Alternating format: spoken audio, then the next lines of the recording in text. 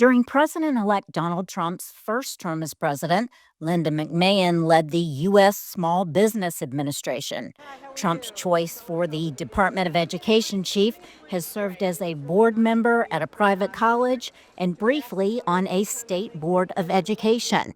Some analysts are worried. She certainly doesn't have much relevant experience in education, either at the K-12 or higher education level, relative to previous education secretaries. But many conservative analysts say she'll do well at streamlining the department and limiting its authority, which is what they want. The Department of Education does not need to be run by an educator. I believe we do need an experienced executive, someone who knows how to manage people, get things done, hold people accountable, understand results and reporting of results.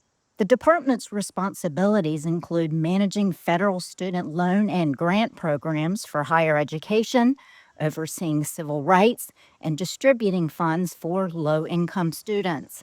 Some educators worry public education will be at risk under a Trump administration and that the most vulnerable students will suffer. Students with disabilities, our LGBTQ plus students, our Black, Brown, and Indigenous students, are students living in poverty, making higher education even more expensive and further out of the reach of middle-class families. Many conservatives say the department is bureaucratic and ineffective and should be abolished entirely.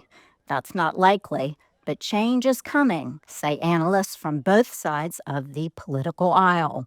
What I see happening over the next 4 years is really a slimming down of the department substantially and really getting the federal government out of the business of education as much as possible. Incoming Trump administration, I think, believes in cutting back a lot of the federal funding across all programs. Both sides may agree on promoting technical education as an alternative to a traditional university.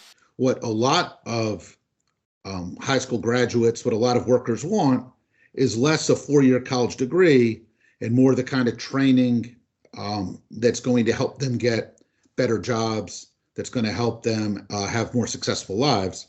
Right now, it can be really difficult to use a lot of federal support for higher education at some of these programs. A Republican-led education department can also be expected to attempt rolling back policies promoted by current President Joe Biden, such as protections for transgender students. The department has weighed in very heavily on gender disputes in America's schools, encouraging them to adopt policies which emphasize gender rather than biological sex.